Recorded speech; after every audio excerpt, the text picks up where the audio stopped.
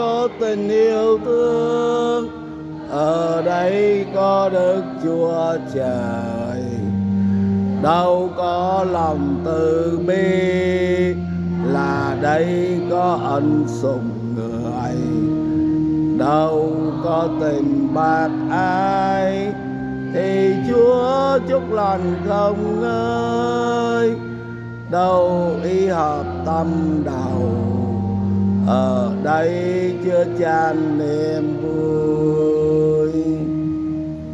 Này xin tha thiết tưởng để muôn tình lần ái, xin hãy đổ đầy linh hồn tình yêu thiết tha.